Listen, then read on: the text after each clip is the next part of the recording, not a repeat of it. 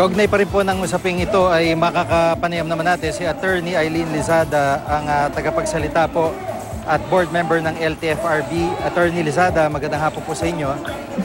Magandang hapon po, Sir Ziggy, at sa lahat ng nakikinig sa atin, Sir. Magandang hapon. Apo, ma'am, dito po sa panayam namin kay Ginong George San Mateo kanina lamang, ayun nga po yung sinasabi niya na natatakot sila pagka na-phase out yung mga jeep at nag-take over yung malalaking korporasyon, mamahalang pamasahe at iba pa mga issue. Ano naman po masasabi ng LTFRB dito? Actually, Ziggy, umikot kami kasabay namin si Chairman Orbos. Umikot kami at nakausap namin yung isang grupo ng mga nagtigil pasada, yung si Manolo Publico ng Madap Joda sa Marikina area. Tinignan ho namin yung papeles na hawak nila. Ito ho yung mga binibigay ng piston sa kanila. Hindi ho totoo yung mga nakalagay doon. Wala hong department order na sinasabi nilang 7 million. Hindi ho totoo. That department order does not exist. That wala ho siyang department order number. Wala nga hong signature yan.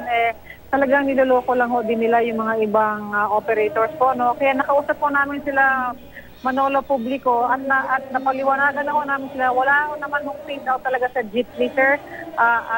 We explained to them that it is only a modernization that will only change the specifications po ng jeepney. Ngayon naiintindihan na ho ng mga nagtigil pasada na members ho ng Madap Joda. Kasi iba ho talaga ang sinasabi sa kanila.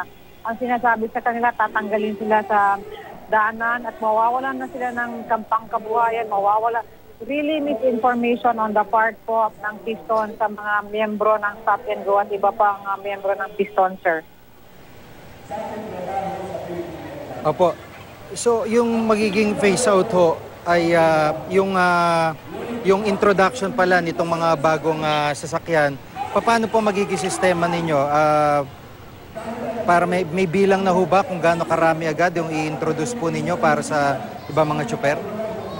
Actually, Sir Ziggy, it will happen. Hindi ho siya overnight. Hindi ho natin siya gagawing ganun kabilis kasi meron ho tayong prosesong kailangan sundin.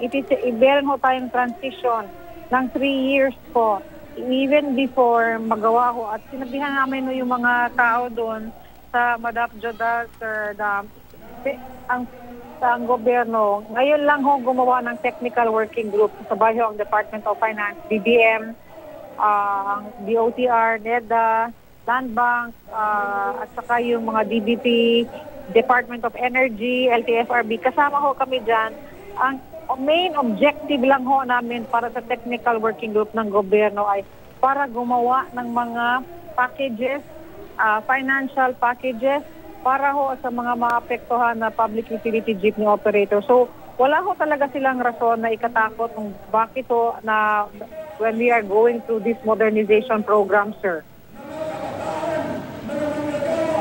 Opo.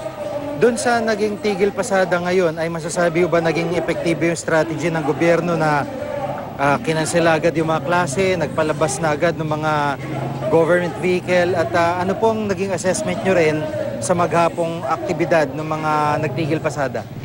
As of 5:10 p.m. Ziggy, naka-dispatch lang kami ng 64 trips out of our 160 vehicles on standby.